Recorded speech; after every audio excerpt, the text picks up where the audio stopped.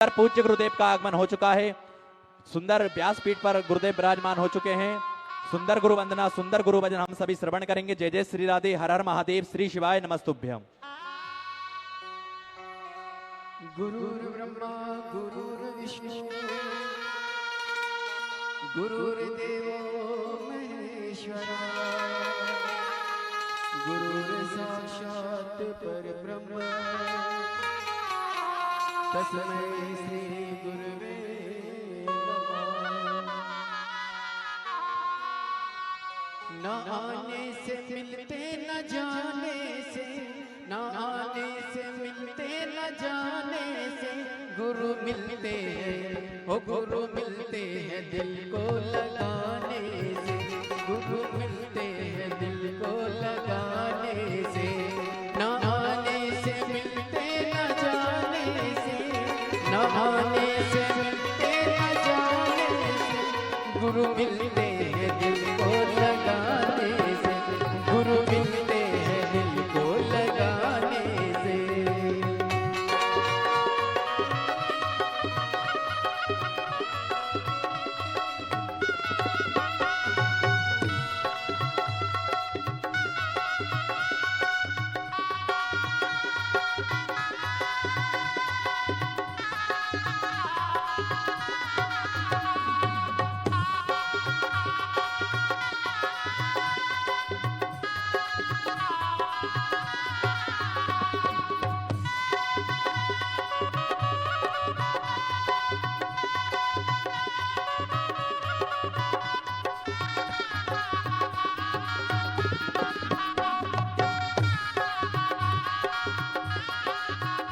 गंगा नहाने से मिलते न धोने से, गंगा नहाने से मिलते न धोने से, नहीं मिलते हैं सरयू नहाने से, नहीं मिलते हैं सरयू नहाने से गुरु मिलते हैं, ओ गुरु मिलते हैं दिल को लगाने से, गुरु मिलते हैं दिल को लगाने से, गुरु मिलते हैं दिल को लगाने से, गुरु मिलते हैं दिल को लगाने से। बोली प्रभु गुरुदेव की जय। जय जय श्री राधे। सभी भक्तों को हर हर महादेव, स्वदा जय श्री कृष्णा, श्री शिवाय नमस्तुभ्यम। 7 दिवसीय श्री शिव महापुराण की अलौकिक दिव्य कथा हम सभी पूज्य गुरुदेव के सानिध्य में श्रवण कर रहे हैं। पूज्य गुरुदेव का आगमन हो चुका है। पूज्य गुरुदेव व्यासपीठ पर मंचासील हो चुके हैं।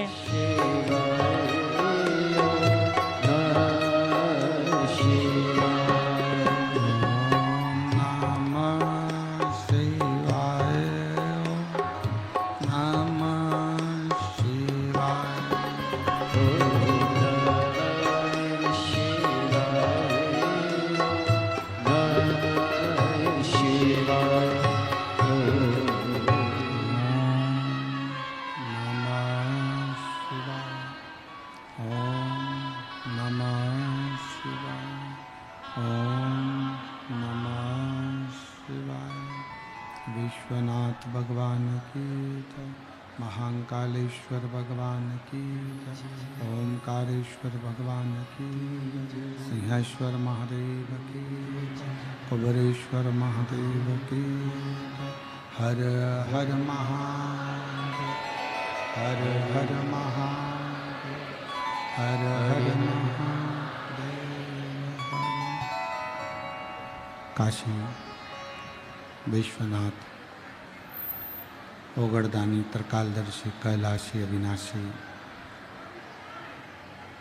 भगवान शिव, जिनकी पुनित पावन पवित्र शिव महापुराण की कथा बाबा देवाधिदेव महादेव की कृपा से, उनकी करुणा, उनकी उदारता से श्रवण करने का सौभाग्य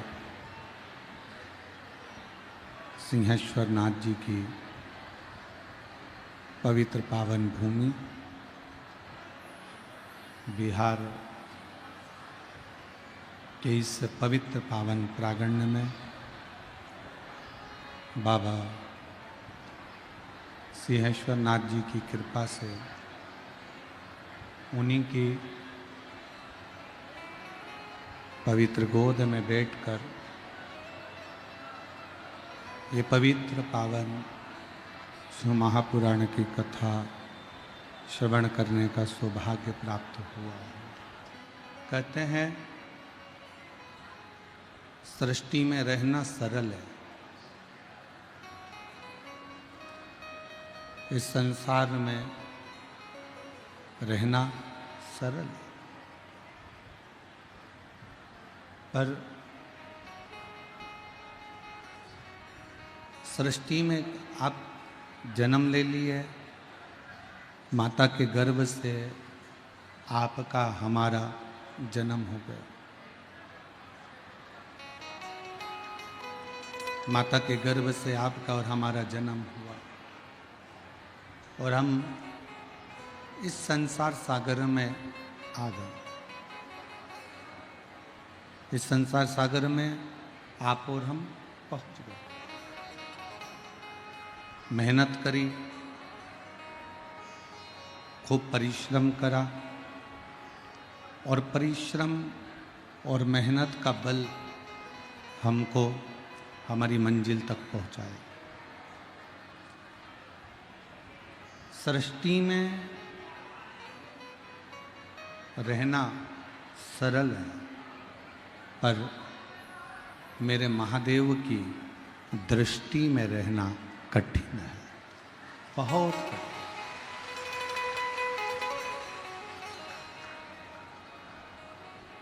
सृष्टि में कितना भी आने के बाद में आपको दुख है, तकलीफ है, कष्ट है, परेशानियां हैं, पर यदि आप महादेव की दृष्टि में एक बार भी आ गए, महादेव की दृष्टि में यदि एक बार भी आप पहुंच गए, तो फिर इस सृष्टि में रहना कठिन नहीं है। फिर इस सृष्टि में रहना कठिन नहीं है। और शंभु शरणे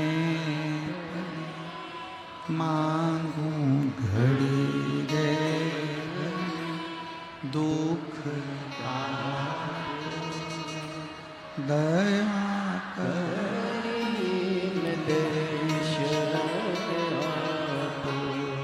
हो शंभु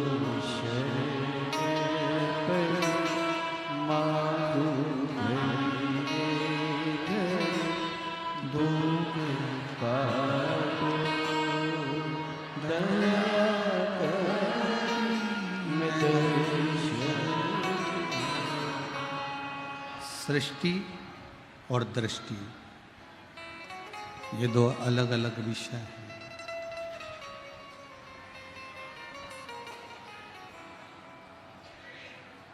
सृष्टि में आ तो गए, सृष्टि में जन्म भी ले लिया, पहुंच भी गए, पर यदि आप शिव की दृष्टि में नहीं हो, आप शंकर की दृष्टि में नहीं हो, तो जीवन पूर्ण केवल संघर्ष ही संघर्ष में निकलना है, केवल संघर्ष ही संघर्ष में जाना। शिव की दृष्टि में आने के लिए करना क्या?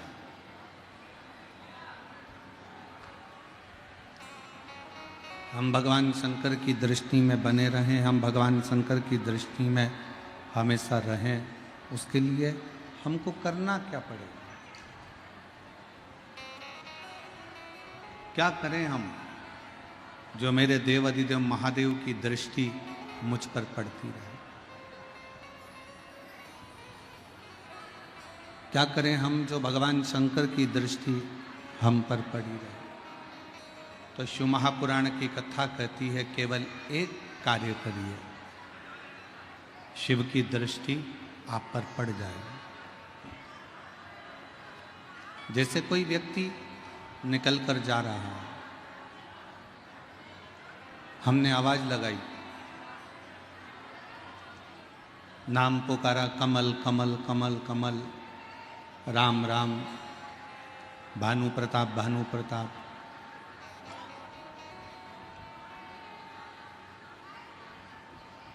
यदि वो एक बार नहीं देखेगा, 2 बार आवाज लगाओगे नहीं देखेगा, 3 बार जमकर जब आवाज लगाओगे तो जिसको तुमने पुकारा है वो पलट कर जरूर देखेगा। उसी तरह देवादिदेव महादेव को नित्य प्रति पुकारो, वो एक बार पलट कर जरूर देखेगा। मेरा शिव, मेरा ओघड़दानी, मेरा शंकर, मेरा त्रिकालदर्शी, मेरा कैलाशी, मेरा अविनाशी, कहीं पर भी बैठकर, जहां तुम्हारा मन करे, जहां तुम्हारा चित्त करे, जहां तुम्हारा हृदय कर जाए, वहां बैठकर जब आप देवादिदेव महादेव को पुकारोगे, जब आप भगवान शंकर को पुकारोगे, शिव सुनेगा, धारण करेगा। श्री शिवाय नमस्तु, श्री शिवाय नमस्तु, श्री शिवाय नमस्तु, श्री शिवाय नमस्तु, श्री शिवाय नमस्तु, श्री शिवाय नमस्तु। ऐसा कोई स्थान नहीं, ऐसी कोई जगह नहीं जहाँ भगवान शिव आपके शब्द को ना सुनता, श्रवण ना करता। तुम्हारी जहाँ मर्जी पड़ जाए, तुम्हारा जहाँ मन कर जाए, वहाँ बैठकर भगवान शब्द कर को पुकारना प्रारंभ करो। पुकार। आप लोगों में से किसी ने कावड़ भरी है? कभी कावड़ उठाई है आप लोगों ने? हाथ ऊंचा करो जिन जिन ने उठाई है। रखो रखो रखो। जो लोग कावड़ लेकर चलते हैं ना, क्या बोलते हुए चलते हैं? बोल बम बोल बम बोल बम बोल बम बोल बम बोल बम।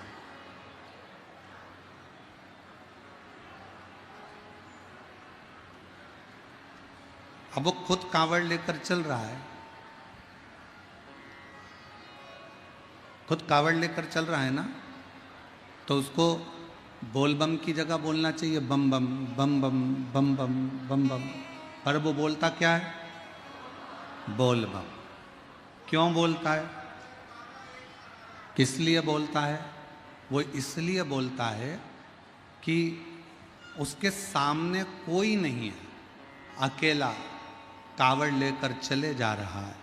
और जब वो कावड़ लेकर अकेले जा रहा है तो दुनिया के लोगों को लगता है कि वो अकेला पैदल पैदल पैदल पैदल चलते जा रहा है। दुनिया की दृष्टि में वो अकेला है, पर जिस समय वो गंगा जल उठाता है, कंधे पर रखता है, अकेला नहीं होता, शंकर पार्वती उसके साथ चलते रहते हैं। शिव पार्वती चलते। बोल बम का नारा है, सारी समस्या का हल। श्री शिवाय नमस्ते। उसके साथ शिव और पार्वती निरंतर चल रहे, निरंतर चल रहे।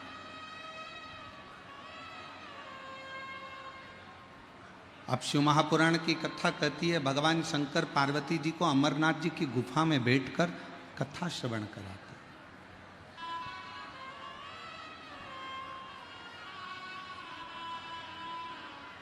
और अमरनाथ जी की गुफा में भगवान शिव बैठकर माँ पार्वती को अमर कथा कहते कहते कहते हैं, पार्वती जैसे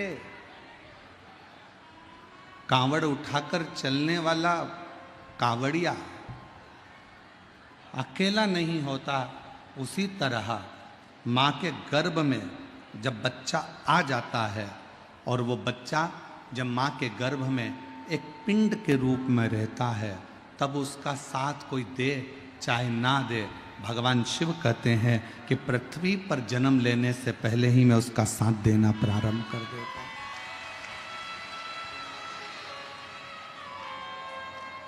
मैं उसका साथ देने लगता हूं।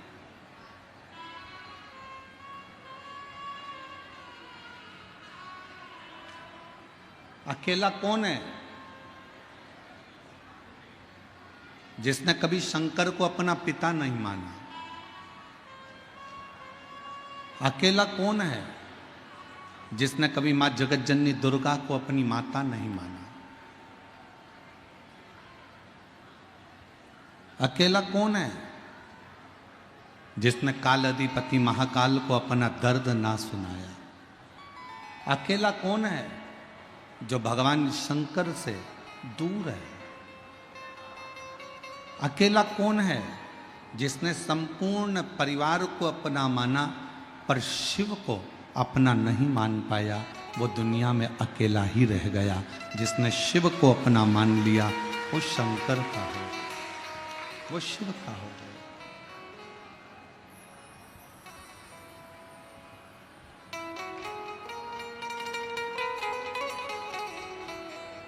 वो फिर अकेला नहीं रहा।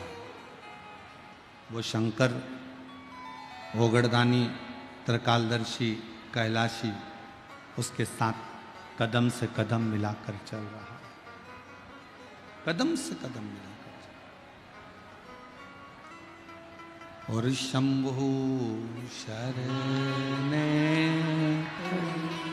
मांगू घड़ी रे, दुख का दया करी दर्शन। ओ शंभु शरणे मानो दुख का दया में दर्शन। तो शिव पुराण कह रही है सृष्टि में रहो और साथ में भगवान देवादिदेव महादेव की दृष्टि में भी रहो। शिव की दृष्टि में रहना जरूरी है। शंकर भगवान की दृष्टि हमारे ऊपर होना जरूरी है। अच्छा, मेरी जीजियां जितनी बैठी हैं, जितनी मेरी बहनें बैठी हैं, जितने मेरे भाई बैठे हैं, जितने मेरे जीजा बैठे हैं, एक उत्तर दीजिएगा। मेरी जीजियां, मेरे जीजा, आप लोग तैयार किसके लिए होते हो? श्रृंगार किसके लिए करते हो?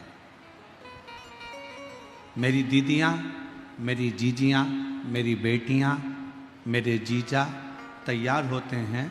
मेरी जीजी तैयार होती है जीजा को दिखाने के लिए और जीजा तैयार होते हैं जीजी को दिखाने के लिए।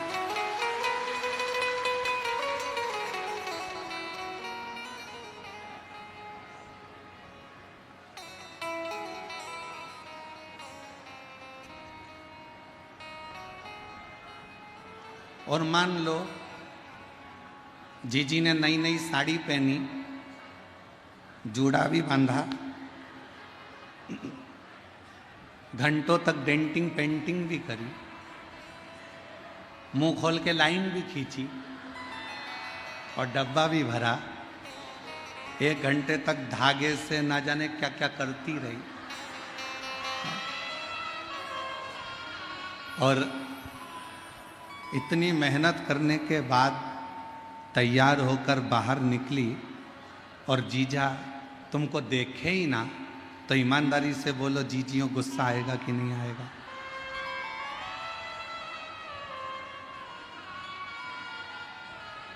क्रोध तो आएगा ना, गुस्सा तो आएगा। और जीजा आज नई जीन्स पहने और नई टी शर्ट जीजा ने पहन ली और बेहतरीन नाई की दुकान से काले बाल करवा के आया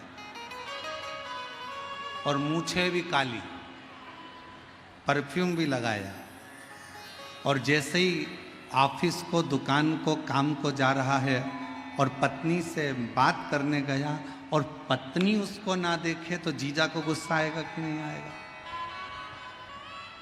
जम के बोलो जरा, आएगा ना? जीजा तैयार हुए कि जीजी एक बार देख ले और जीजी तैयार हुई कि जीजा एक बार देख ले। उसी तरह हम भी भगवान के मंदिर में जब एक लोटा जल लेकर जाते हैं, जैसे ही जल चढ़ाते हैं शंकर भगवान की दृष्टि हम पर पड़ जाती है और हमारी दृष्टि शिव पर पड़ जाती है।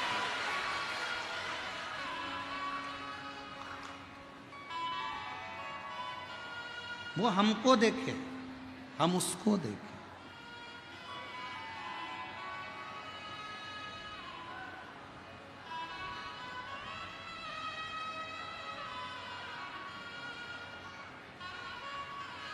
और जब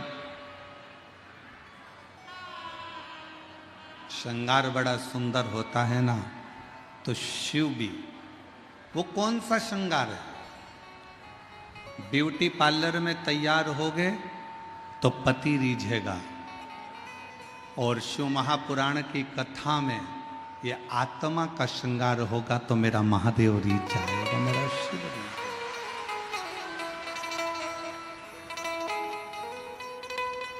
वो कहते हैं ना, वो कितनी सुंदर है माँ तेरी नगरी, बोले पैदल चले जब बहुत सुंदर श्रृंगार हो, बहुत सुंदर साज हो, बहुत सुंदर श्रृंगारों से परिपूर्ण, क्यों नहीं साधेगा?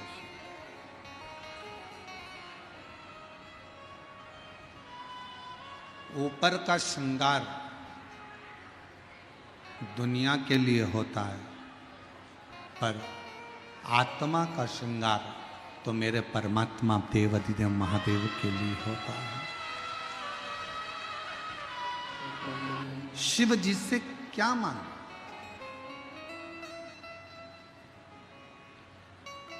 जैसे बेटी ने भगवान शंकर से बार बार बिहार में शिव पुराण की कथा मांगी है, आप भी जब एक लोटा जल लेकर जाएं, वो लोटे के जल में आपका दिल लेकर जाओ और शंकर जी को समर्पित कर कर कहो कि बाबा आप हम पर अपनी कृपा की दृष्टि बनाकर रखना। ये सृष्टि कितनी भी बुरी हो, ये संसार कितना भी बुरा हो, ये सृष्टि कितनी भी विचित्र हो, दुनिया के लोग चाहे कितना भी दुख दें, दुनिया के लोग चाहे कितना भी दर्द दें, दुनिया के लोग चाहे कितना भी ताना दें, दुनिया के लोग चाहे कितनी भी गाली दें, पर मेरे महादेव ये सृष्टि कैसी भी हो, पर आपकी दृष्टि अगर पड़ गई तो पूरी सृष्टि अपने आप सही हो जाए। अपने आप।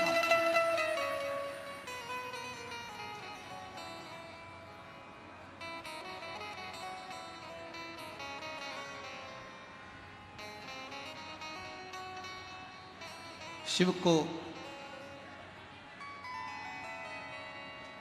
जल से ज्यादा आपका नूतन हृदय, नूतन मन चाहिए। शंकर भगवान को जल से ज्यादा तुम्हारा भाव चाहिए।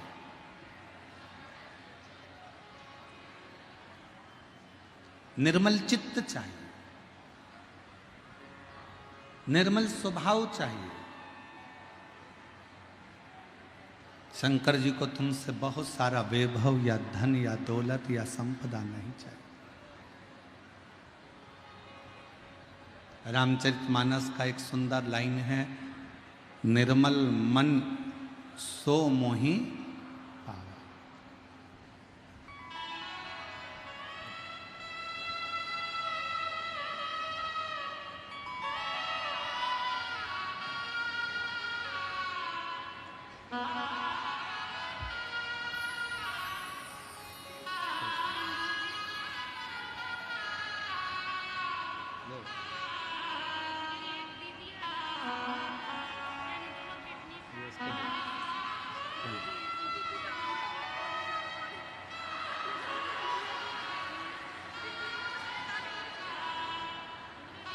अच्छा वो भी भेजी थी क्या?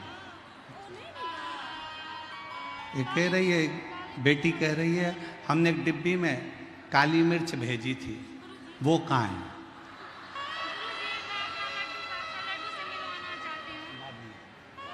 अब ऐसे ही उतार दे।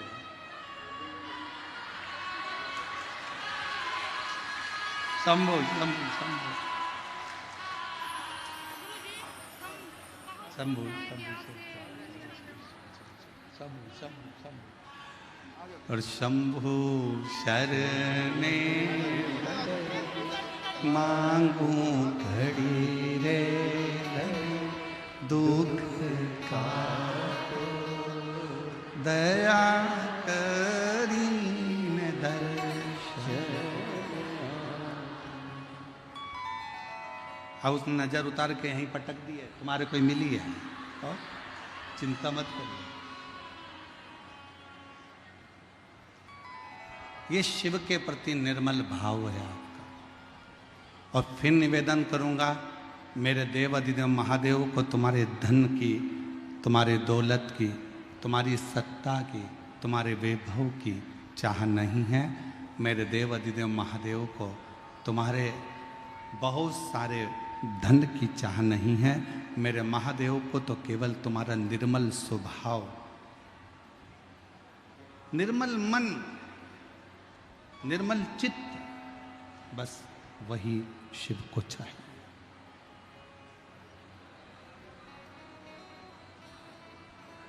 आज ब्रह्मा, भगवान विष्णु और भगवान शिव तीनों देव एकाग्रित,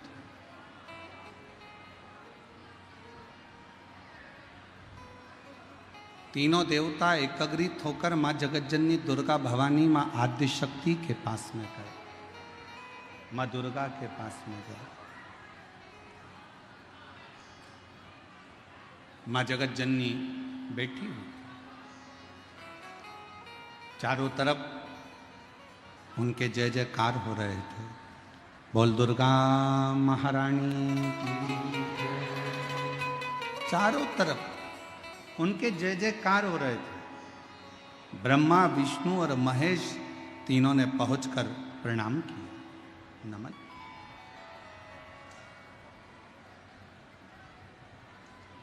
एक नारी शक्ति का सम्मान कैसे होना चाहिए, ये शिव की कथा कहती है।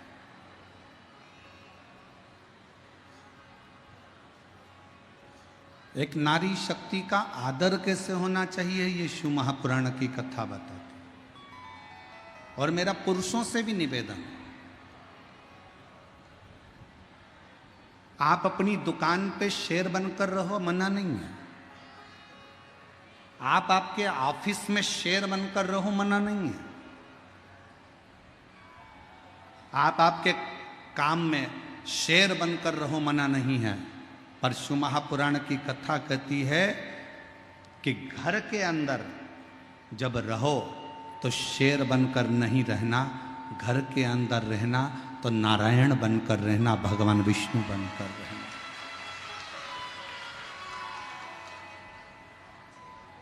अगर तुम, जितने मेरे जीजा बैठे हैं, जितने मेरे भाई बैठे हैं, सावधानी से सुनना कि दुकान पर शेर बनकर रहो, नौकर को चिल्लाओ मना नहीं। ऑफिस में शेर बनकर रहो, तुम्हारे नीचे वर्कर को चिल्लाओ मना नहीं। तुम राज सिंहासन पर बैठो तो शेर बनकर बैठो, पर शिव पुराण की कथा कहती है कि घर में रहना तो शेर बनकर मत रहना, घर में रहना तो भगवान विष्णु बनकर रहना। अगर भगवान विष्णु बनकर रहोगे तो तुम्हारी पत्नी तुम्हारे चरण दबाएगी। अगर तुम घर में शेर बनकर रहोगे तो वो भी शेरा वाली बन जाएगी। इसलिए सावधान।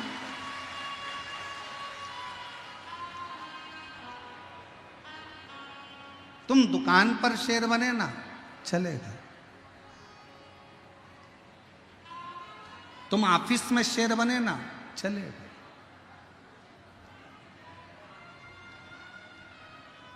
तुम अपने व्यापार में शेर बनोगे, चल जाएगा। राज सिंहासन पर शेर बनोगे, चल जाएगा। काम करने जा रहे हो वहां शेर बनोगे चल जाएगा, पर आप अगर घर में शेर बनते हो तो वो श्रेष्ठ नहीं है, उसकी श्रेष्ठता नहीं है, वो श्रेष्ठता नहीं।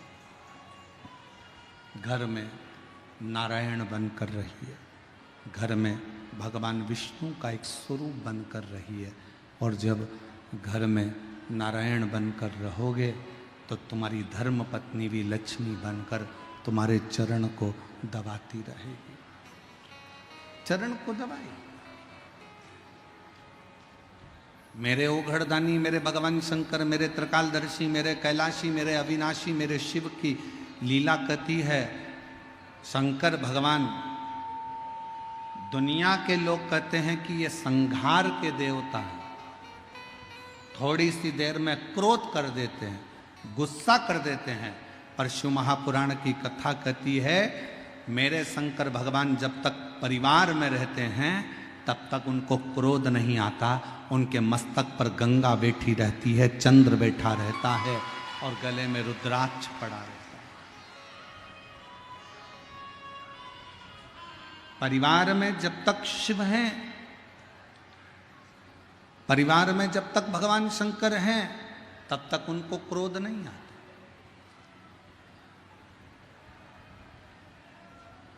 अब कई लोग कहते हैं गुरुजी हमसे गलती हो गई, हमने भगवान के मंदिर में ये गलती कर दी, हमने शंकर जी के मंदिर में ये गलती कर दी, शंकर जी गुस्सा करेंगे, शंकर जी क्रोध करेंगे, शंकर जी हमसे रुष्ट हो जाएंगे, शंकर जी हमको पाप दे देंगे, शंकर जी हमको श्राप दे देंगे। शिव महापुराण की कथा कहती है अगर आपने शंकर भगवान से रिश्ता जोड़ा है, शंकर भगवान को अपना बाप मान लिया, शिव जी को अपना पिता मान लिया और आप शंकर भगवान की बेटी हो गए, आप शंकर भगवान के बेटे हो गए, तो फिर जब रिश्ता हो जाता है, जब परिवार बन जाता है, तो फिर बाप कभी क्रोध नहीं करता, बाप कल्याण ही करता। पिता क्रोध नहीं, कल्याण करे।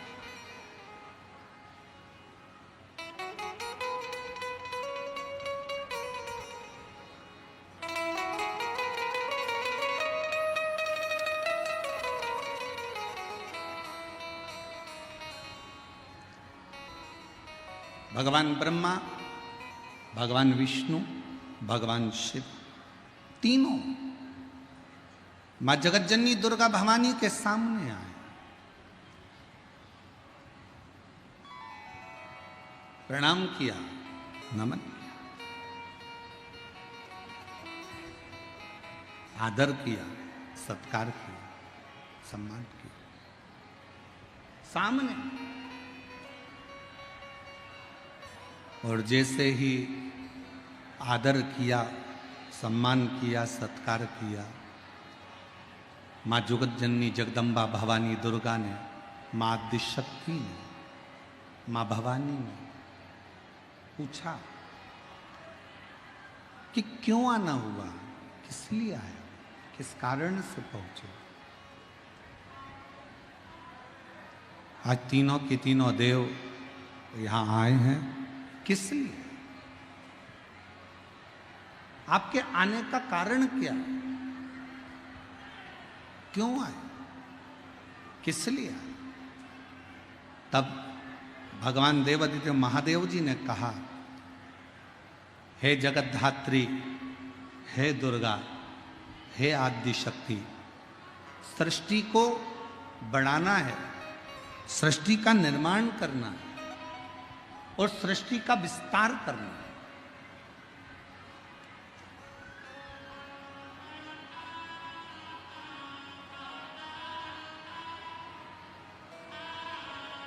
इस सृष्टि का निर्माण करना है, इसका विस्तार करना है।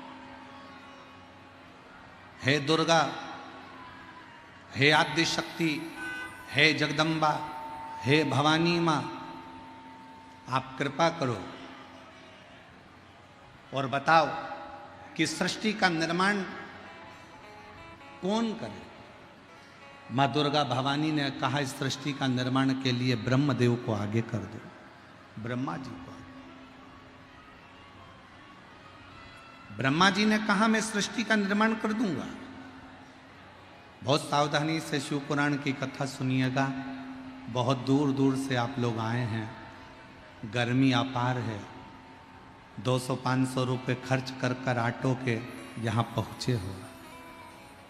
अगर कथा छूट गई, थोड़े से बातचीत करने में, थोड़ा सा पानी का पाउच या सामान लेने में अगर कथा चूक गई, तो 5 रुपये 10 रुपये के चक्कर में करोड़ों का हीरा मत खो देना, शिव महापुराण मत खो देना। सावधान रहो।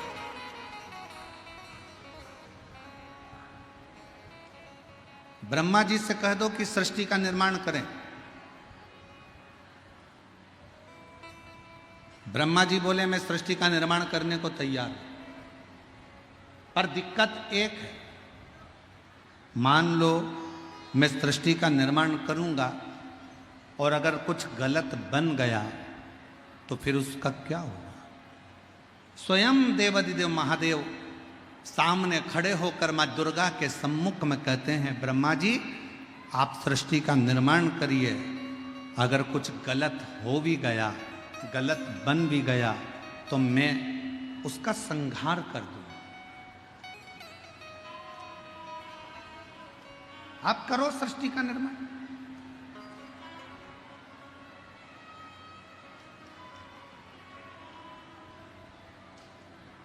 और रचा है सृष्टि को जिस प्रभु ने, वही ये सृष्टि चला।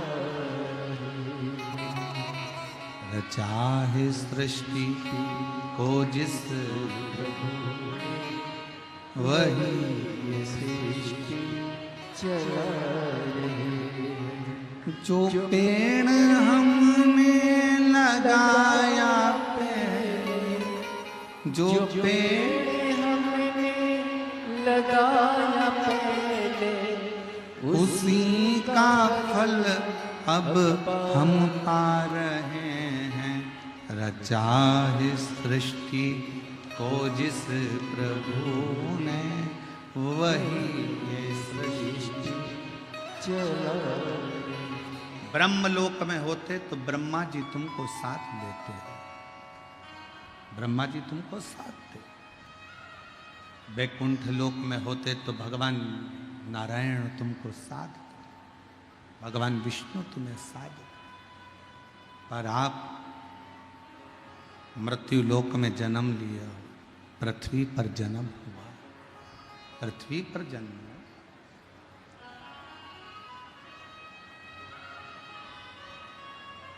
मृत्यु लोक में जन्म हुआ। ब्रह्मलोक में रहते तो ब्रह्मा जी आपको साधते, वैकुंठ में जन्म लेते तो वैकुंठ अधिपति भगवान नारायण आपको साधते।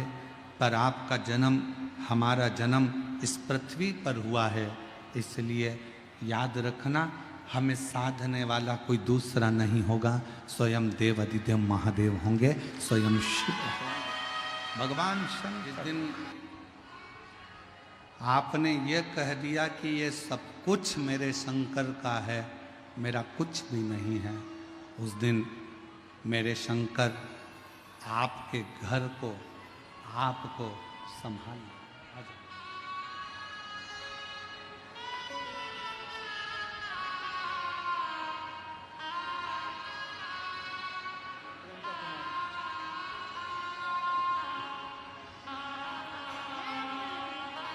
शंभो शंभो।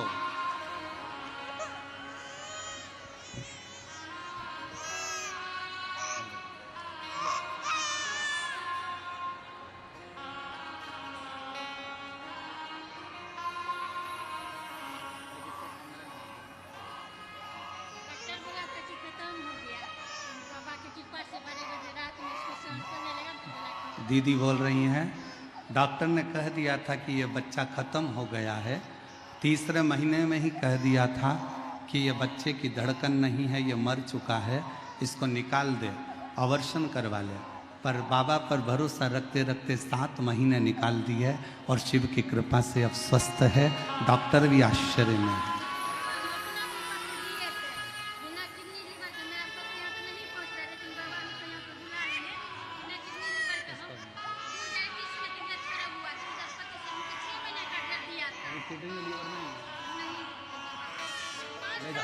उसको लेके जाओ, रो रहा है।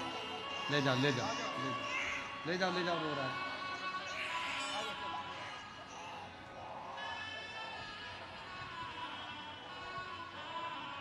कभी कभी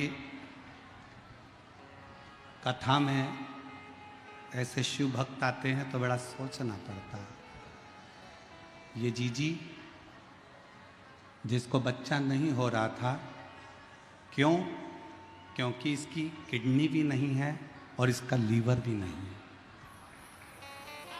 और किडनी और लीवर दोनों डैमेज हो गए थे तो दोनों निकाल दिए गए थे पहले, तो बच्चा नहीं हो सकता था। पर शंकर पर भरोसा कर कर बच्चा ठहरा भी, और बच्चे को 3 महीने पर डॉक्टर ने कह दिया था ये धड़कन नहीं है, मर चुका है। और बाबा की कृपा से बिना किडनी लीवर के भी और बच्चे की धड़कन नहीं तो भी शंकर ने झोली भरी जरूर। वो शिव, वो शंकर, वो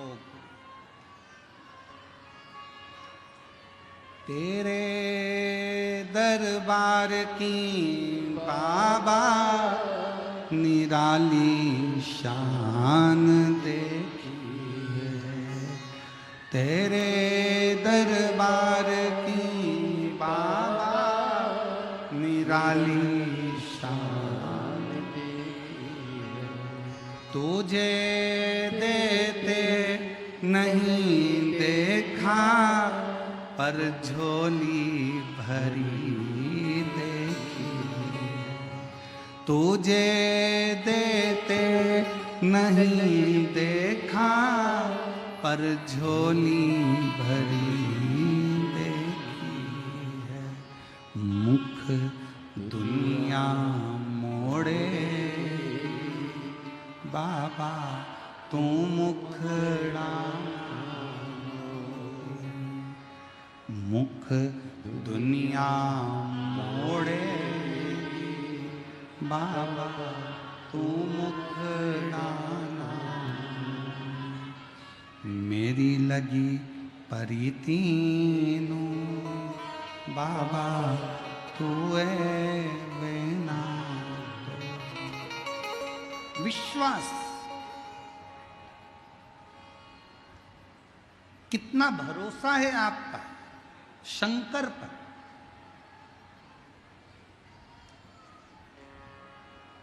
कितना भरोसा है आपका शिव पर, ये आप पर निर्भर करता है। और फिर निवेदन करेंगे, शिव महापुराण की कथा में अगर आना है तो विश्वास लेकर आना कि मेरा भोले बाबा मेरे दुख 3 महीने में काटेगा जरूर, तो दुख कटेगा। अगर आपका विश्वास नहीं है ना तो इतनी गर्मी में परेशान मत हो, अपने घर पर एसी के कमरे में कूलर लगा के सो।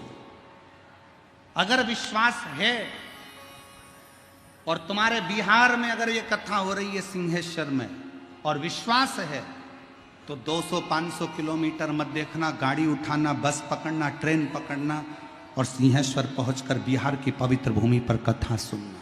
विश्वास है तो, और विश्वास नहीं है तो भले तुम मधेपुरा में रहते हो, विश्वास नहीं है तो 9 किलोमीटर भी चलकर मत आओ, अपने घर पर एसी के कमरे में सो, आइसक्रीम खाओ, डनलप के गद्दे पर बैठे रहो, कथा में मत आओ।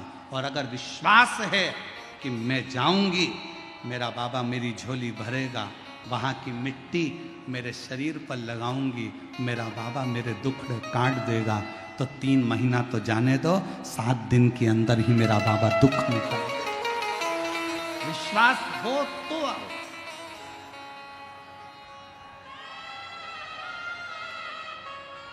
भरोसा हो तो आओ।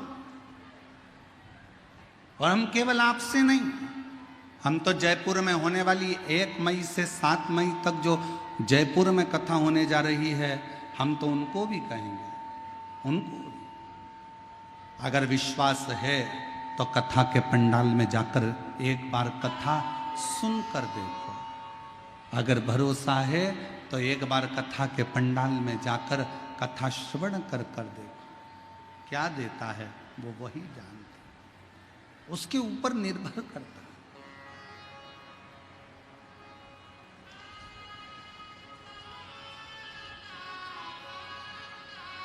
शिव कथा करो, भगवान शंकर का चरित्र कह रहा। ब्रह्मा, विष्णु और महेश तीनों ने जगत धात्री दुर्गा भवानी से आज्ञा ली, सृष्टि की रचना करना। ब्रह्मा जी तुम सृष्टि की रचना करो। ब्रह्मा जी ने पूछा कि सृष्टि की रचना करूं कैसे? शंकर भगवान ने अपने अर्धनारीश्वर स्वरूप का दर्शन देकर कहा कि आधे पुरुष बना दो, आधे स्त्री बना दो।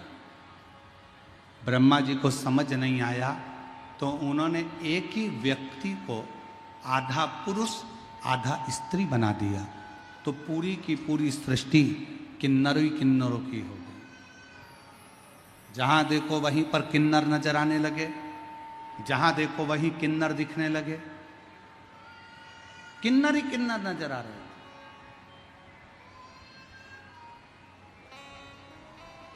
जब भगवान शंकर ने देखा, भगवान विष्णु को तो हंसी आ गई, हंसती। और भगवान नारायण को हंसी इस बात पे आई कि ब्रह्मा जी तुमको बनाना था पुरुष और स्त्री, और ब्रह्मा जी तुमने दोनों को जोड़कर किन्नर उत्पन्न कर दिया।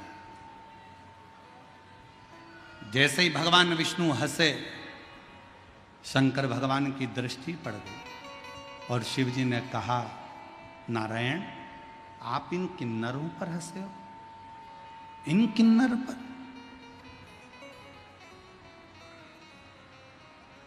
नारायण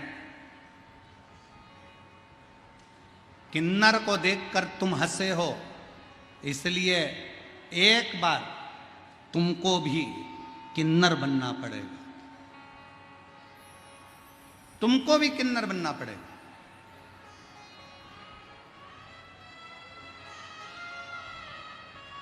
और समय आया था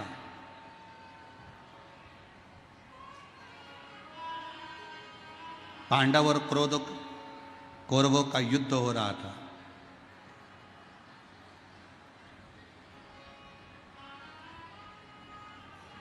कुरुक्षेत्र की भूमि पर देवी को प्रसन्न करने के लिए कौरवों की ओर से और पांडवों की ओर से परिवार के एक व्यक्ति की बलि देना था।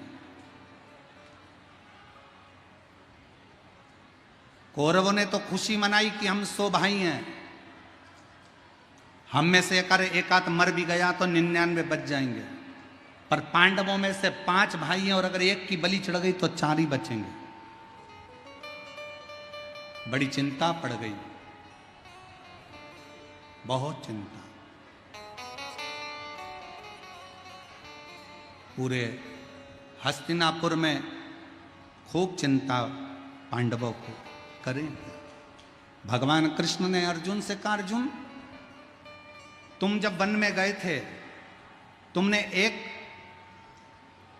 नाग कन्या के साथ विवाह करा था, उलूपी के साथ में। उसका एक बेटा है आरावन, जाओ उस बेटे को लेकर आओ। अर्जुन गए और अपनी धर्मपत्नी उलूपी से अपने पुत्र आरावन को लेकर आए। और आरावन को लेकर आए और आरावन ने कहा, पिताजी मैं तुम्हारे साथ में युद्ध के लिए चलने को तैयार हूं, चलो मैं कौरवों को मार मार कर गिरा दूंगा। यह आरावन कहने लगा। जैसे ही युद्ध के मैदान में कुरुक्षेत्र में पहुंचे, भगवान द्वारकानाथ को प्रणाम किया। द्वारकाधीश ने आरावन को देखा और देखकर आरावन से कहा, आरावन तुम्हें किस लिए लेकर आए हैं, तुमको मालूम है? आरावन ने कहा, प्रभु मुझे तो नहीं मालूम।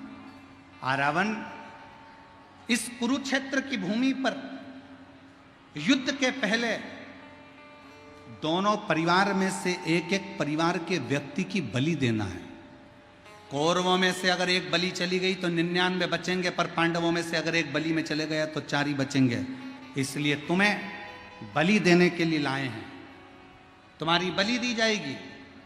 आरावन ने द्वारकानाथ के चरणों को प्रणाम कर कर कहा, द्वारकाधीश मैं बलि देने को तैयार हूं, पर मैंने सुना था अपनी मां के मुख से, अगर कोई कुंवारी अवस्था में मर जाता है ना, तो ना तो उसको पिंड मिलता है, ना उसका तर्पण होता है, ना उसकी तिलांजलि होती है, ना उसका गया श्राद्ध होता है, ना उसका गंगा तर्पण होता है।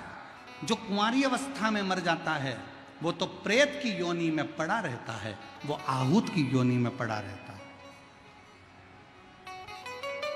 और मैं कुंवारा हूं, अभी मेरी शादी नहीं हुई है, और अगर मैं कुंवारा मर गया तो मैं तो प्रेत की योनि में पड़ा रहूंगा। इसलिए प्रभु, अगर मेरी बलि कल चढ़ाना है तो आज रात्रि को मेरा विवाह कर दीजिए। भगवान द्वारकानाथ ने पांडवों को बुलाया कि इसके लिए लड़की ढूंढो, एक रात्रि के लिए लड़की चाहिए, बस विवाह होगा, दूसरे दिन ये मर जाएगा। कोई बाप अपनी बेटी का विवाह करने को तैयार नहीं हुआ। तब भगवान द्वारकानाथ को याद आया कि शंकर भगवान ने कहा था कि हे नारायण, हे विष्णु, तुम किन्नर पर हंसे हो, इसलिए तुम्हें किन्नर बनना पड़ेगा। भगवान द्वारकानाथ ने कहा अब लड़की ढूंढने मत जाओ, इससे विवाह मैं करता हूं। भगवान द्वारकाधीश किन्नर का रूप धारण कर लिए और आरावन के साथ में शादी कर लिए। आरावन के साथ विवाह हो गया। दूसरे दिन आरावन का बलि चढ़ बलि चढ़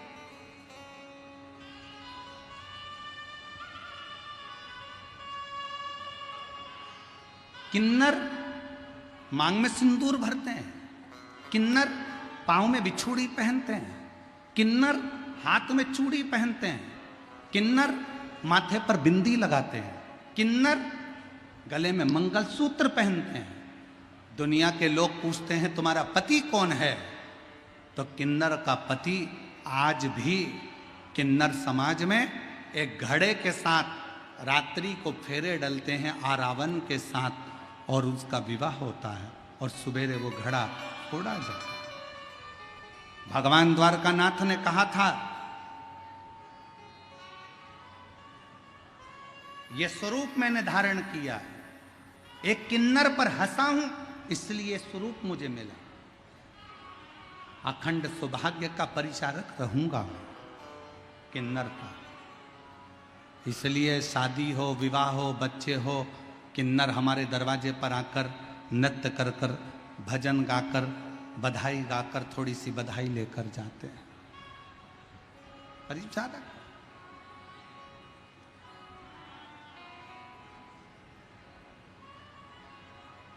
शास्त्र कहता है भगवान विष्णु किन्नर पर हंसे तो उन्हें किन्नर का जन्म मिला।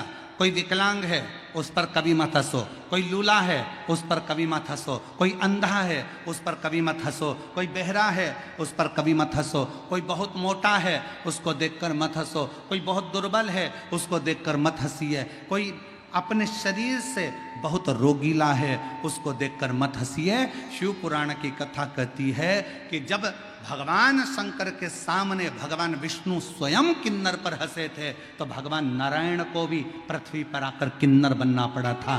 संसार में हम किसी पर हंसेंगे तो हमारा जन्म अगला वैसा की वैसा ही होगा, हम उसी जन्म में पहुंचेंगे, हम उसी जन्म को धारण करेंगे, हम उसी जन्म के अंतर्गत आएंगे।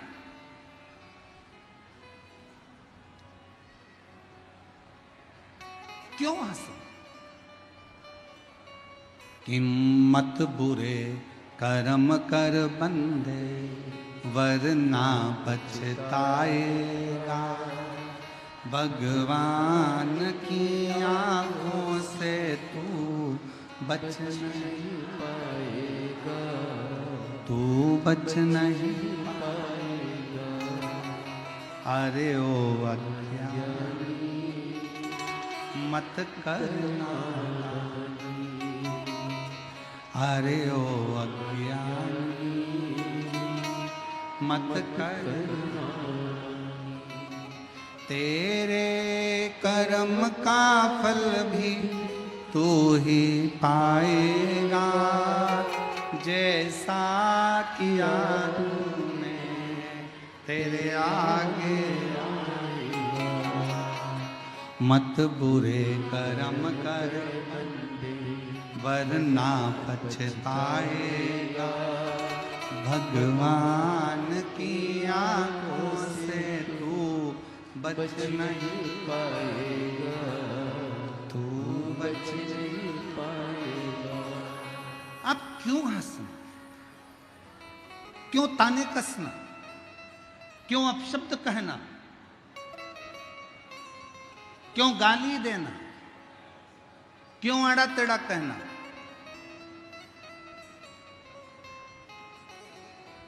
ए मेरे भाई,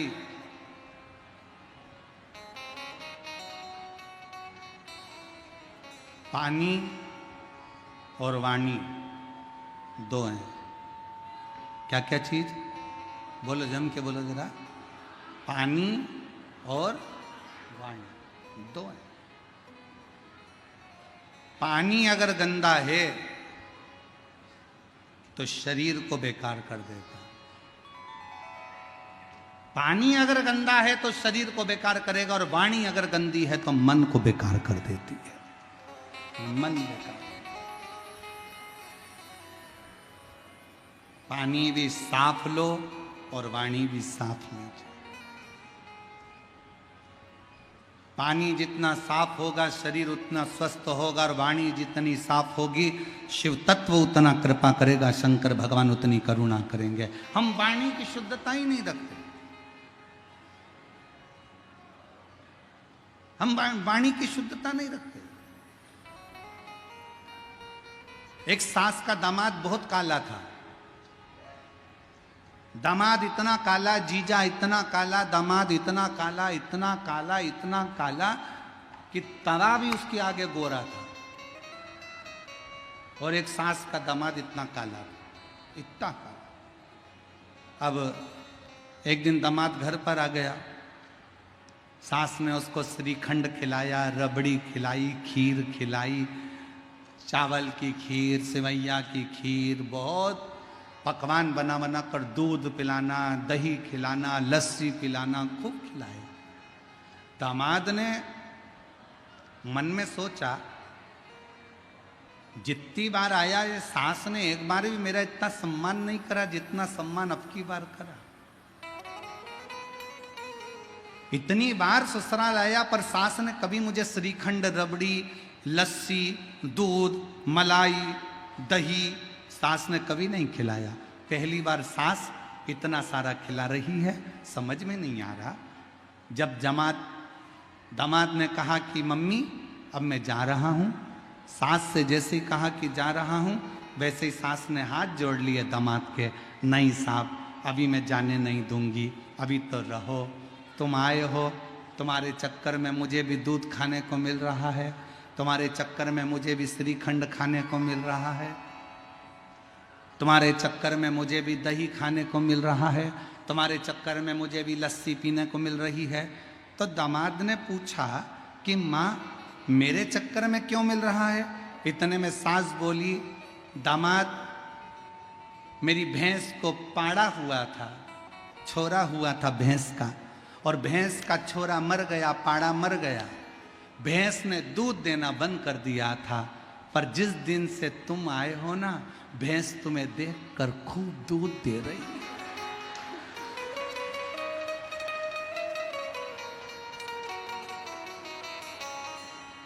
दामाद को लगा, बताओ मेरी सास मुझे भैंस का पाड़ा समझ रही है कि तुम्हें देख के दूध दे रही है। वाणी श्रेष्ठ हो, वाणी ऐसी बोलिए, अच्छा जम के बोलो, जरा जम के बोलो, वाणी ऐसी बोलिए जो मन का आपा खोए। पर आज के जमाने में वाणी ऐसी बोलिए जो जम के झगड़ा, पर उससे मत बोलिए जो तुमसे तगड़ा हो।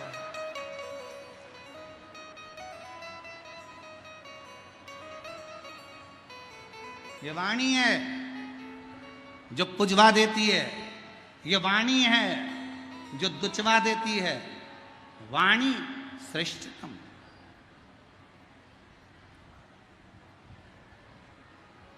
एक दिन इन जीवान ने 32 दांतों से कहा। जीवान बोली 32 दांतों से, भैया कृपा करना, मैं तुम्हारी इकलौती बहन हूं, मुझे काट मत देना। जीवान जैसी बोली तो 32 के 32 दांत बोले, बहन तू चिंता मत कर, तेरी सौगंध हम तुझे कभी नहीं काटेंगे, पर बहन तू कृपा करना, किसी को आड़ी टेढ़ी मत बोल देना, नहीं तो एक ही में 32 के 32 भाई निपट जाएगा। एक ही, ये वाणी है।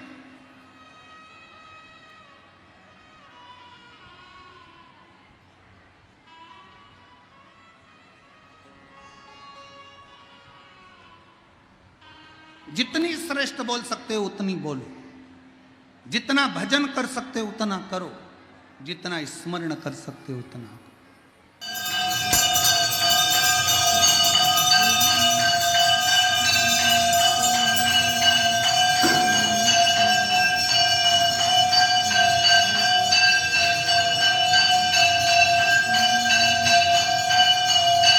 सब लोग साथ में बोलेंगे,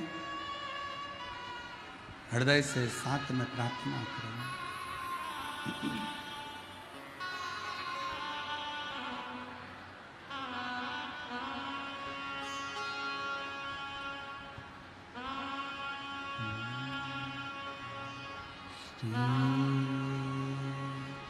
शिवाय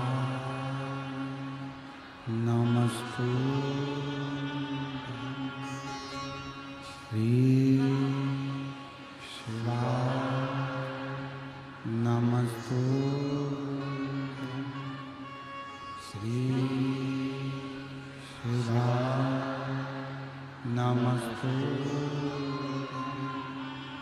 श्री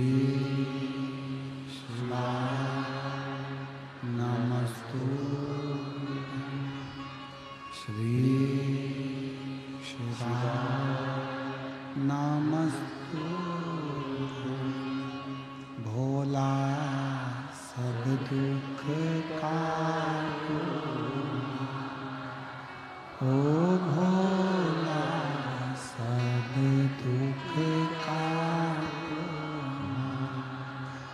शिव शंकर जपो तेरी माँ, भोले बाबा जपो तेरी माँ, भोला सब दुख काटो,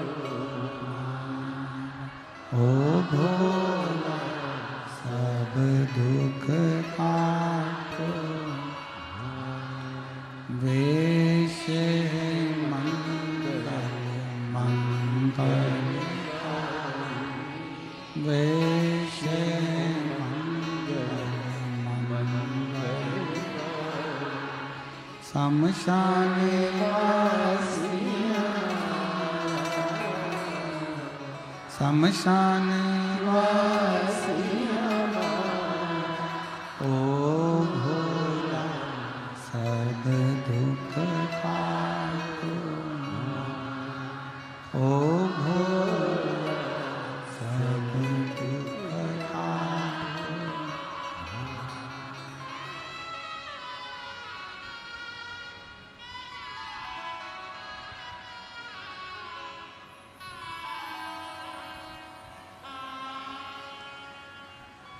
बाबा देवरिदेव महादेव, भगवान शिव, ओगरदानी, तरकालदर्शी, कैलाशी, अविनाशी, भगवान शंकर की कथा कह रहे हैं। ब्रह्मा, विष्णु और महेश तीनों को सृष्टि का भार दिया। ब्रह्मा जी ने पुनः भगवान शंकर से आज्ञा लेकर अपनी जंघा से मनु और शत्रुपा को प्रकट किया। संसार के लोगों ने मनुष्य को तोड़ दिया।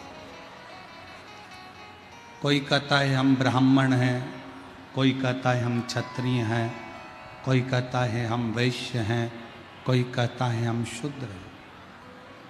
पर शिव महापुराण की कथा कहती है जब भगवान ने जन्म दिया था ना तो ब्राह्मण बनाकर पैदा करा था, ना वैश्य बनाकर पैदा करा था, ना क्षत्रिय बनाकर पैदा करा था, ना शूद्र बनाकर पैदा करा था। भगवान ने तो अपनी संतान बनाकर पैदा करा था, केवल मनुष्य बनाकर पैदा। मनु और शत्रुपा की संतान है हम, इसलिए हमें मनुष्य कहते हैं, मानव कहते हैं। तोड़ने वालों ने हमें जातियों में तोड़ दिया। कोई ने ब्राह्मण बना दिया, कोई ने क्षत्रिय बना दिया, कोई ने वैश्य बना दिया, कोई ने शूद्र बना दिया। पर जागो, जात के नाम पर हमको नहीं बंटना, जाति के नाम पर हमको विभाजित नहीं होना। ये शिव पुराण को रखने के लिए 4 पाए की ये चौकी रखी है, चौरंग रखा है। ब्राह्मण, क्षत्रिय, वैश्य और शूद्र, 4 पाए, 4 स्तंभ हैं।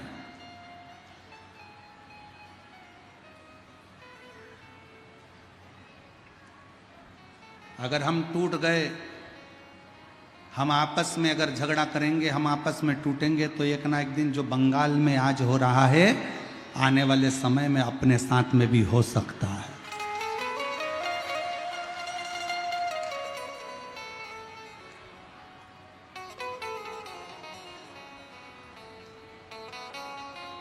आज बंगाल में रहने वाले सनातनियों को, आज बंगाल में रहने वाले भगवत भजन करने वालों को अपना अपना गांव छोड़कर, नगर छोड़कर भागना पड़ रहा।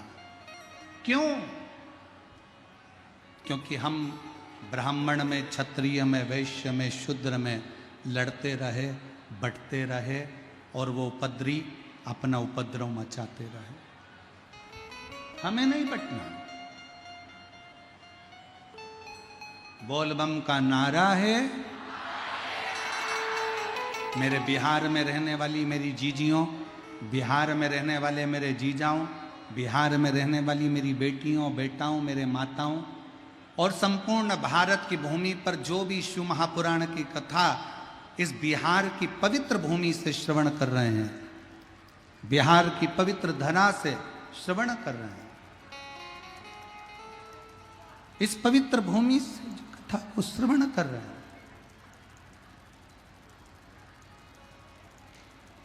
पवित्र धरा से जो शिव महापुराण की कथा को श्रवण कर रहे हैं, उनसे निवेदन करूंगा, हम जातियों में ना टूटे, हम जातियों में ना टूटे, हम सब इकट्ठे और शंकर जी के पट्टे, हम शिव तत्व को जाने, हमें टूटना नहीं। जागरूक हो जाओ,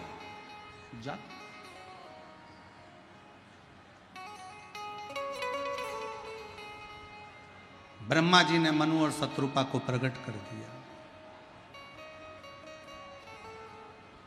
मनु शत्रुपा के पुत्र हुए उत्तानपाद प्रियवत, कन्या हुई आकुति प्रसूति देवहूति। जो शिव तत्व को जानते हैं, अच्छा ईमानदारी से बोलो, जितने लोग पंडाल में बैठे हैं, आप ब्राह्मण हो तो क्या शंकर जी केवल आपकी सुनेंगे? आप क्षत्रिय हो तो क्या शंकर जी केवल आपकी सुनेंगे? आप वैश्य हो तो क्या शंकर जी आपकी सुनेंगे? आप शूद्र हो तो क्या शंकर जी केवल आपकी सुनेंगे? शंकर भगवान की दृष्टि में ब्राह्मण, क्षत्रिय, वैश्य, शूद्र ये कुछ भी उनकी दृष्टि में नहीं आता।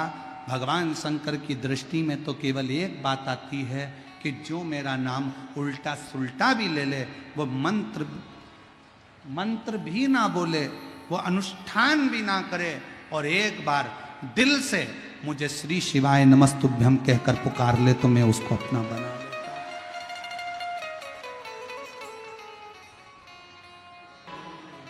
उसको समर्पित होकर जियो। शिव सुनेगा, शंकर सुनता है, क्यों नहीं सुने?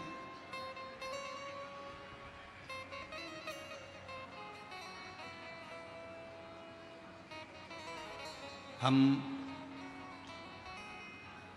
जब सीहोर से निकले तो हमने कुणाल को कहा, कुणाल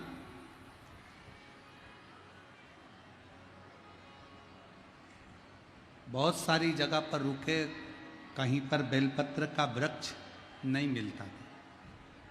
तो हमने कहा अब की बार ऐसा मन कर रहा है कि जहाँ रुकेंगे जरूर वहाँ बेलपत्र का कोई वृक्ष होगा जिसकी शरणागति में अपना विश्राम 7 दिन बाबा बना कर रखे। और मैं चौधरी जी को धन्यवाद देता हूँ।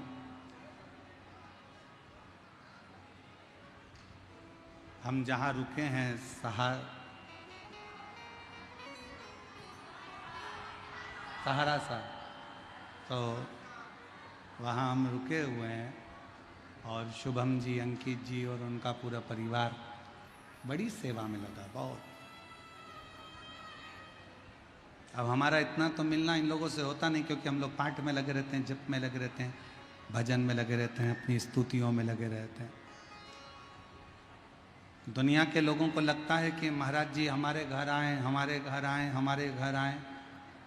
जीजियों, हमारा एक नियम है, हम जिस भी घर में रुकें, जिस गांव में रुकें, जिस नगर में रुकें, वहाँ पर भगवान शंकर की जितनी मंत्र जाप हो सकता है उतना करें, जिससे जिस घर में रुके हैं उनका भी कल्याण हो और पूरे भारत का कल्याण, पूरे प्रदेश का कल्याण।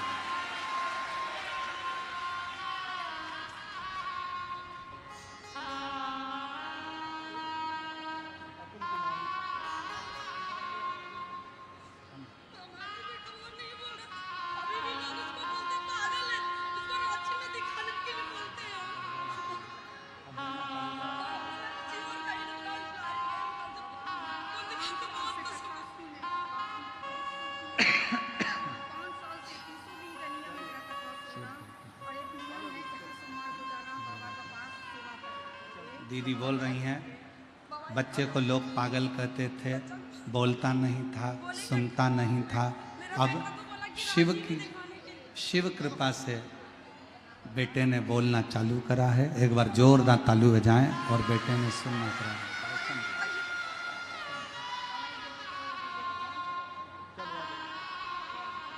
और शंभो शरणे मांगू दुख दया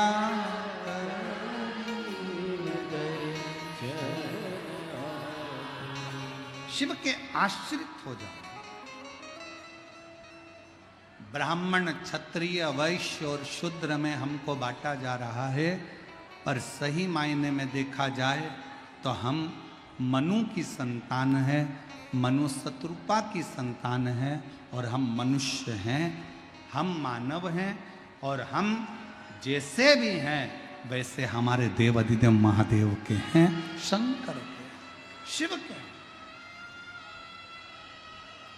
हम उसके हैं।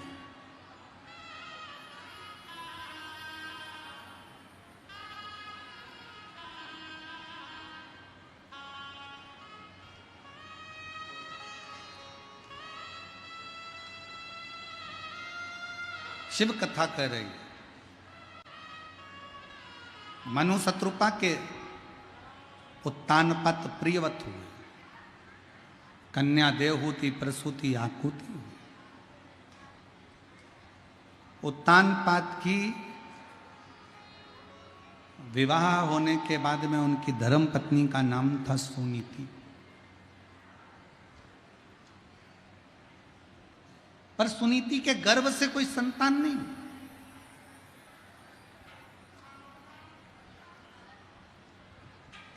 बड़े दुखी थे।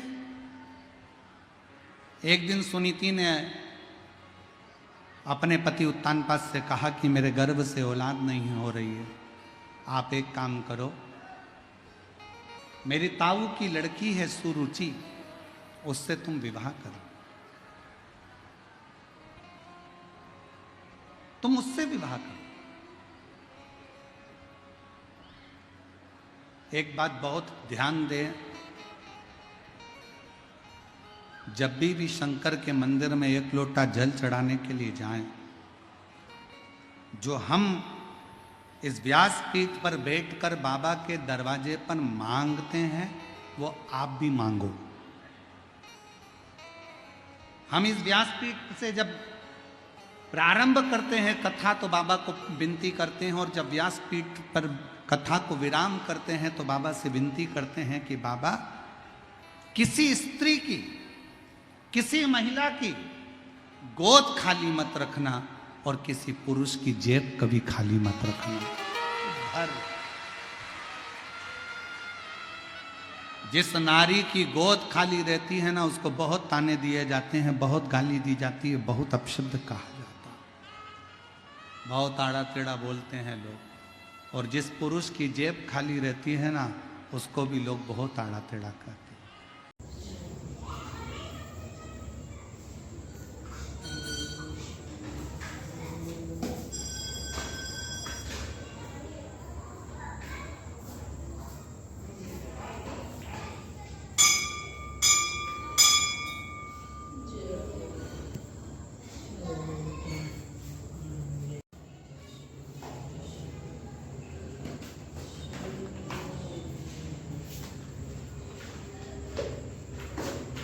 और हम सब मनु शत्रुपा की संतान है।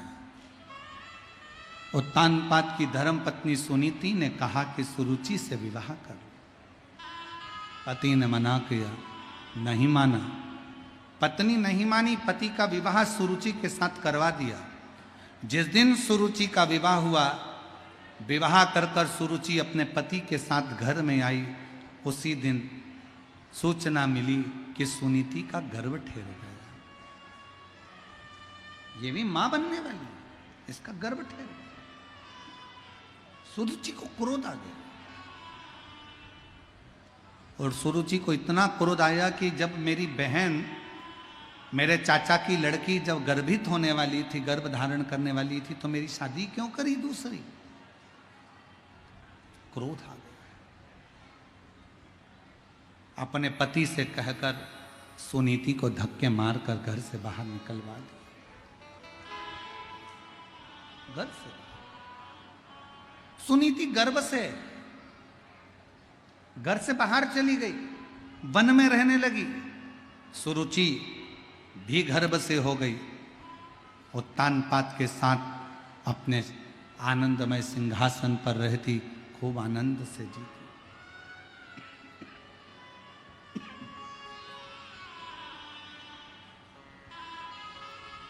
खूब आनंद से। समय आया, सुनीति के गर्भ से एक बेटे ने जन्म लिया जिसका नाम ध्रुव हुआ, और सुरुचि के गर्भ से भी एक बेटे ने जन्म लिया जिसका नाम उत्तम हुआ।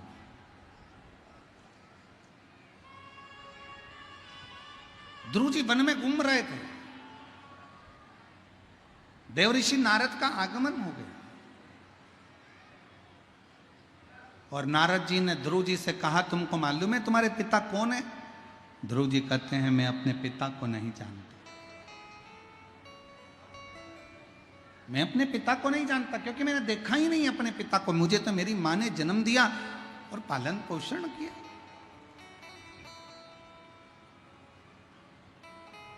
एक मां और एक महादेव, दो।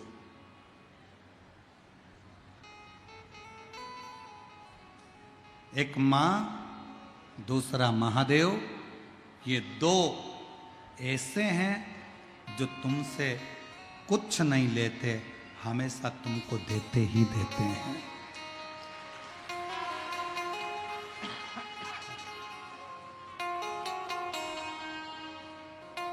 केवल देते हैं।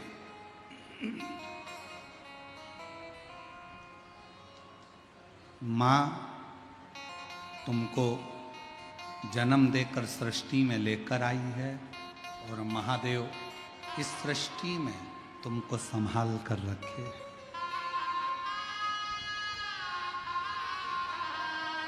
एक माँ और एक महादेव दो ऐसे हैं जो तुमसे कुछ नहीं लेते, तुम्हें देते हैं। माँ के पास जो होगा माँ वो देती रहती है। बेटा कर्जे में हो गया, परेशान हो गया, माँ ने अपना धन निकाला, जेवर निकाले, बेचकर पैसा देती है। महादेव तुमसे कुछ नहीं लेते, देते हैं केवल।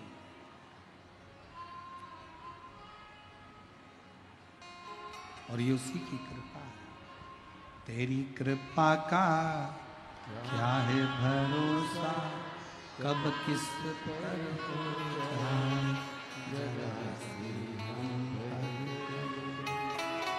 जरा सी हम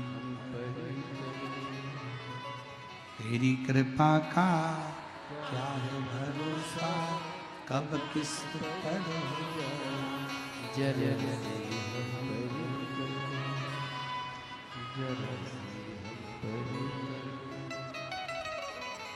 ये उसकी कृपा है, उसकी उदार। ध्रुव तुमको नहीं मालूम तुम्हारे पिता कौन है? नहीं। नारद जी ने कहा तुम्हारे पिता उत्तानपाद इस सृष्टि के सबसे बड़े राजा। उत्तानपाद का नाम सुनते ही ध्रुव जी दौड़ पड़े सिंहासन की ओर, और जो अपने पिता के दरवाजे पर पहुंचे द्वारपाल रोकने लगे, सब कुछ छोड़कर सिंहासन पर अपने पिता की गोद में जाकर बैठ गए। अपने पिता की गोद में बैठे तो सुरुचि बैठी थी, सौतेली मां हाथ पकड़कर उतारा। कौन है रे तू? कहा मैं सुनीति का बेटा हूं, मेरा नाम ध्रुव है। सुरुचि कहती है अगर पिता की गोद में बैठने का इतना शौक है तो मेरे गर्भ से जन्म लेना पड़ेगा, तब जाकर तू पिता की गोद में बैठ पाए। धक्का देकर उतार दिया ध्रुव जी महाराज को। रोते रोते ध्रुव जी अपने घर चले गए। मां ने पूछा, 4 वर्ष के ध्रुव जी महाराज से सुनीति पूछती है तो रोता क्यों है? क्यों रोता? मुझे पिता ने अपनी गोद से नीचे उतार दिया। सुरुचि मां कहती है अगर तुझे जन्म लेना है तो मेरे गर्भ से जन्म लेना पड़ेगा, और मेरे गर्भ में आने के लिए भगवान का भजन करना पड़ेगा, तब तू अपने पिता की गोद में बैठ सकता है। इतने में सुनीति ने कहा अपने पुत्र 4 वर्ष के बेटे ध्रुव जी से, पिता की गोद में बैठने के लिए रोता है ध्रुव, अगर बैठना है तो उस महादेव की गोद में जाकर बैठ जा जिसकी गोद से कभी कोई नीचे नहीं होता। अगर बैठना है तो उस परमात्मा की गोद में जाकर बैठो जिसकी गोद से कोई नीचे नहीं होता। कोई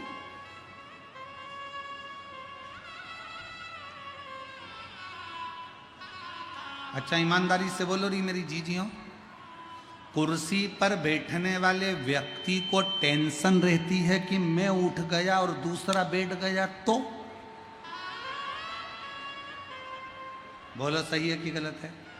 कुर्सी पर बैठने वाले व्यक्ति को टेंशन रहती है टूट गई तो? कुर्सी पर बैठने वाले को टेंशन रहता है कि कोई बैठ गया तो, कुर्सी चली गई तो, टूट गई तो। पर जो जमीन पर बैठे हैं उनको कोई टेंशन है?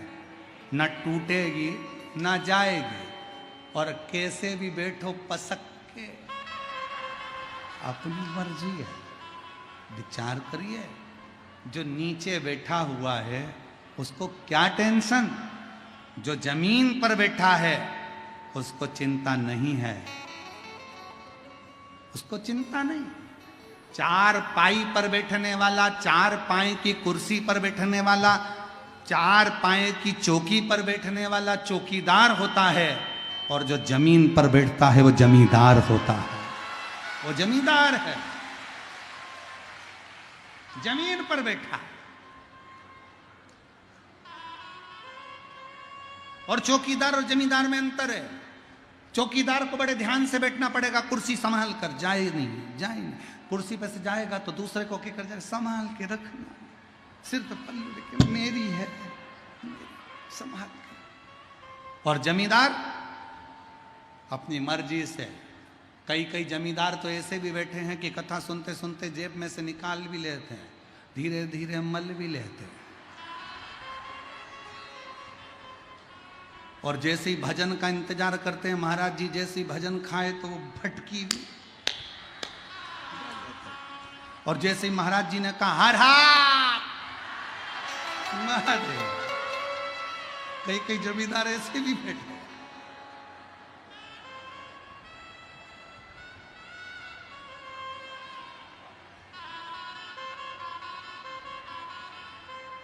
और फिर उनके मुंह में यहां भरी हो। हमें एक बार बहुत एक जगह की बात है, छत्तीसगढ़ में एक जगह कथा करने गए थे और वहाँ पर कोई बहन आ रही थी और उसके मुंह में प्रसाद उसके मुंह में था, और उसके साथ एक बच्चा था। बच्चा से हमने बच्चे के मुंह में प्रसाद, हमें लगा सत्यनारायण भगवान के मंदिर से आ रही होगी, तो सत्यनारायण जी का प्रसाद उस बच्चे के मुंह में था। हम नीचे बैठ गए और नीचे बैठकर हमने उससे पूछा तुम्हारा नाम क्या है, तो वो बच्चा पहले तो मुंह में भरा प्रसाद, बोलता नहीं। हमको लगा कि इसके गाली इतने मोटे हैं। फिर पूछा तुम्हारा नाम क्या है, तब वो चिल्लाकर बोला फूलचंद। जो बोला फूलचंद, मुंह में जितनी पंजेरी थी सब मुंह पे।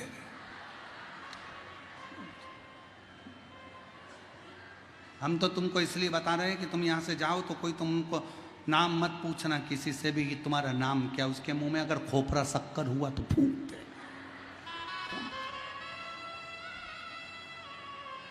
तू रोता है। ध्रुव जी महाराज को रोता हुआ देखकर माँ ने कहा अगर बैठना है तो परमात्मा की गोद में बैठ। ध्रुव जी ने तप करा, भगवान नारायण ने दर्शन दिया। क्या चाहते हो? आपकी गोद में बैठना चाहता हूं। क्यों? क्योंकि जो नारायण और महादेव की गोद में बैठ जाता है वो कभी गिरता नहीं है, संभल जाता है। मुझे बैठना है। बैठ गए गोद में।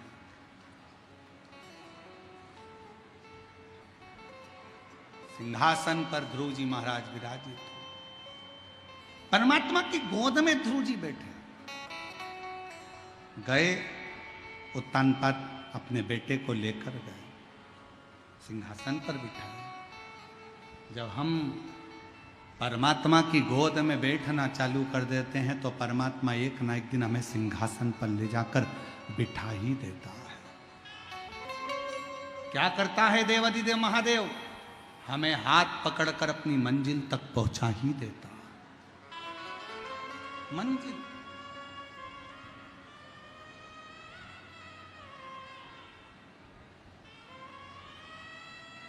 बस उसके गोद में जाकर बैठ जाओ, उसकी शरणागति में बैठ जाओ और मन से श्री शिवाय नमस्तुभ्यं, श्री शिवाय नमस्तुभ्यं, श्री शिवाय नमस्तुभ्यं, श्री शिवाय नमस्तुभ्यं। शिव महापुराण की कथा कहती है उत्तानपाद की गोद में स्वयं भगवान नारायण उसको ले जाकर बिठा देते हैं। एक बार भगवान की गोद में बैठने का प्रयास करो। शिव महापुराण की कथा में बैठने का प्रयास करो, भगवान हाथ पकड़कर तुम्हें मंजिल तक पहुंचा दे। आपके दरवाजे पर लिखना प्रारंभ करो, श्री शिवाय नमस्तुभ्यं, ये मेरे शंकर का घर है। तुम्हारी जिंदगी में तुम्हारा जो दुख होगा वो शिव का होगा। शंकर उस दुख को समाप्त कर देंगे। कितनी जीजियां हैं जिनके घर पे लिखा हुआ है श्री शिवाय नमस्तुभ्यं? हाथ उठाओ जरा। सभी के दरवाजे पे लिखा है? अरे वाह, होना चाहिए। लिख दो दरवाजे पर श्री शिवाय नमस्तुभ्यं, ये मेरे शंकर का घर है। मेरा धन, मेरी दौलत, मेरी संपदा, मेरा जो कुछ भी है वो शिव का है। मेरे शरीर में रोग भी आया तो शंकर समाप्त करेंगे, दुख भी आया तो शिव समाप्त करेंगे, क्योंकि ये घर किसका है? शंकर का, ये शिव का। भगवान देवादिदेव महादेव की पवित्र कथा का अर्धनारीश्वर स्वरूप का दर्शन होता है। आज कथा का द्वितीय दिवस यहाँ पर विराम की ओर जा रहा है और बड़े भाव से आप और हम सब पवित्र शिव महापुराण की कथा श्रवण कर रहे हैं। सिंहेश्वर बिहार की पवित्र धरा से अर्धनारीश्वर भगवान पधार रहे हैं। भगवान विष्णु और लक्ष्मी का दर्शन हो रहा है। जोरदार ताली बजाकर स्वागत करिए। हर हर।